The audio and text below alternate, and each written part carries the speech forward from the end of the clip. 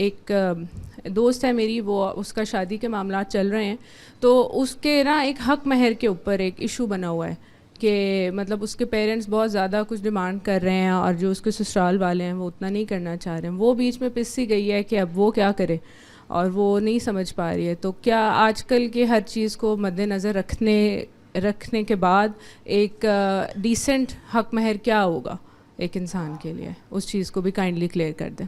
Thank you. یہ بات یہ ہے کہ مہر تو عورت نے طلب کرنا ہے, یہ اس کا حق ہے. اس کی جگہ بیٹھ کر میں کیسے یہ فیصلہ کر سکتا ہوں کہ کیا ہوگا؟ یعنی اس کا کوئی تعلق سوسائٹی سے نہیں ہے, اس کا تعلق عورت کے مطالبے سے. یہ بات سمجھ لیجئے کہ نکاح ایک معاہدہ ہے, یہ مرد و عورت کے درمیان ہوتا ہے, اس کے شرائط طے کرنے چاہیے. بلکہ میں نے تو ابھی بہت ذمہ دار لوگوں کو توجہ دلائی ہے کہ ہمارے ہاں جو نکاح نامہ ہے یہ بالکل آؤٹ ڈیٹ ہو چکا ہے. اس وقت جو نکاح نامہ ہے اس کو ایک بہتر معاہدے کی صورت دی جائے. سوسائٹی تبدیل ہو گئی, بڑی غیر معمولی تبدیلیاں معاشرے میں آ چکی ہیں. عورتوں کو اس بات کا اندازہ ہی نہیں ہے کہ یہ شادی کا یا نکاح کا ادارہ ہے کیا. ایک روایت ہے جس میں جس طریقے سے باتیں چلی آ رہی ہیں, اور وہ روایت اگر آپ کی تہذیبی روایت ہو تو کوئی زیادہ فرق نہیں پڑتا کہ آپ بتائیں یا نہ بتائیں. اس وقت صورتحال یہ ہے کہ روایت اور ہے, انسان اور ہو چکے ہیں, ان کے درمیان ایک شدید قسم کا تضاد واقع ہو رہا ہے.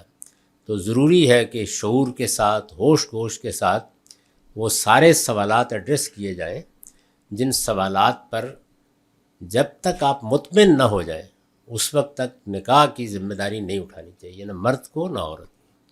تو پہلی تو میری گزارش یہ ہے کہ لڑکی کو بھی حق حاصل ہے, اس کو موقع دیں وہ کیا چاہتی ہے.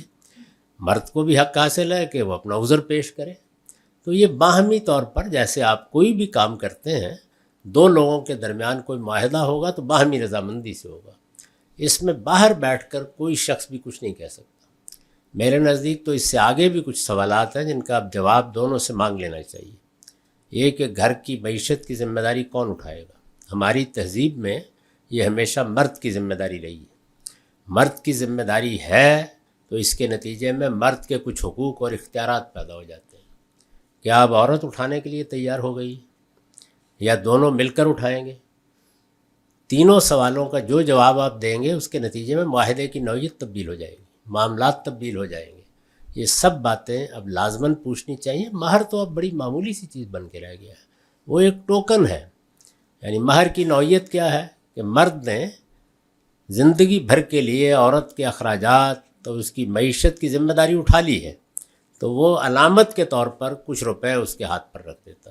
ایسے ہی جیسے آپ بیع و شراء کرتے ہیں تو کہتے ہیں کہ بھائی بیانہ لے لیجئے, تو وہ 10 روپے بھی ہو سکتا ہے, 10 لاکھ بھی ہو سکتا ہے.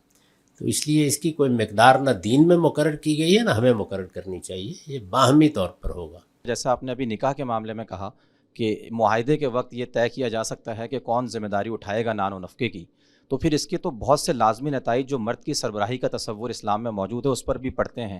تو اس کی بھی تھوڑی وضاحت کیجیے گا کہ اگر عورت کہے کہ میں اٹھا رہا ہوں اور مرد چھوڑ دے یا دونوں برابری کی سطح پر اٹھا لیں تو پھر اس سے کیا مرد کی سربراہی کا تصور یا الرجال قوامون علی النساء کے اوپر کیا اثر پڑے گا؟ ہم نے تو اپنے دیہات میں عورتوں کو جیسا جیسا قوام دیکھا ہے, آپ کو داستانیں سنائے تو واضح ہو جائے. بھائی قرآن مجید نے وہاں یہ نہیں کہا کہ یہ کوئی ابدی قانون ہے, یہ بتایا گیا ہے کہ چونکہ یہ صورتحال ہے تو اس کے یہ لازمی نتائج.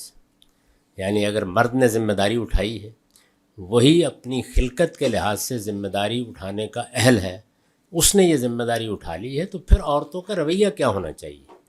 وہ قانون قیامت تک کے لیے ایسے ہی رہے گا. ذمہ داری اٹھائی ہے تو یہی ہوگا. اب اگر نکاح کے موقع پر عورت نے کہا کہ میں ذمہ داری اٹھاؤں گی, آپ اطمینان کے ساتھ بیٹھیے اپنا کام کریں, تو ظاہر ہے قوام وہ ہو جائے گی. اس کے لازمی نتیجے کے طور پر میں نے بہت دفعہ یہ بات بیان کی ہے کہ دین کے تمام احکام اپنے ریشنل کے ساتھ ہوتے ہیں. یعنی اس کے لیے ایک علت ہوتی ہے جو کبھی لفظوں میں بیان ہو جاتی ہے یا لفظوں میں بیان ہو گئی ہے. 3 احکام ایسے ہیں کہ جو انسانی تمدن میں تغیر آشنا ہو سکتے تھے, تینوں میں اللہ تعالیٰ نے ان کی علت خود بیان فرمائی ہے. ورنہ باقی میں بالعموم چھوڑ دیا جاتا ہے کہ ہم استخراج کر لیں گے، خود سمجھ لیں گے، فقہا اس کو سمجھ لیں گے. تو وہ ریشنل ہے جس کی بنیاد پر حکم کھڑا ہے. اس کو ہمارے علم میں اس طرح بیان کیا جاتا ہے کہ ان الحکم جدور مال اللہ وجوداً وعدما، یعنی حکم اصل میں علت پر قائم ہے. وہ موجود ہے، حکم موجود ہے، وہ تبدیل ہو گئی، حکم تبدیل ہو گیا. تو اس اصول پر ساری چیزوں کو دیکھنا چاہیے. یہ اس لیے کہی ہے میں نے بات، اس لیے نہیں کہا کہ عورتیں یہ ذمہ داری اٹھا لیں، اس لیے کہی ہے کہ انہیں شعور ہو کہ وہ کیا کرنے جا رہی ہیں. میں نے مغرب میں بیٹھ کر دسیوں خواتین سے کہا ہے آپ ذمہ داری اٹھانے کے لیے تیار ہوں گے تو اللہ استغفر اللہ ہم کو اٹھا. کبھی پوچھ کر دیکھیے، پتہ چل جائے گا کہ قرآن نے کیا کہا ہے. یعنی یہ شعور نہیں ہے، احساس نہیں ہے اس بات کا کہ یہ معاہدہ کیا ہے. تو اس لیے میں نے کہا کہ پوچھیں اس موقع کے اوپر کہ بیوی کیا ارادے ہیں. یعنی اب مجھے بھی حق حاصل ہے کہ میں اطمینان سے کرسی پر بیٹھوں گھر میں اور یہ کہوں کہ جائیے کما کے لائیے.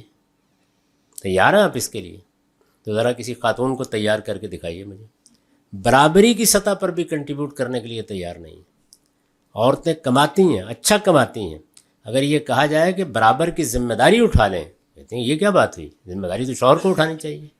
تو اس موقع پر پھر انسانی فطرت نمایاں ہوتی ہے اور آپ کو سمجھانا آسان ہو جاتا ہے کہ اللہ تعالیٰ نے یہ بات کیوں کہی ہے. وہ ریشنل واضح کرنا ممکن ہو جاتا ہے. تو اس لیے یہ بات کہی گئی ہے.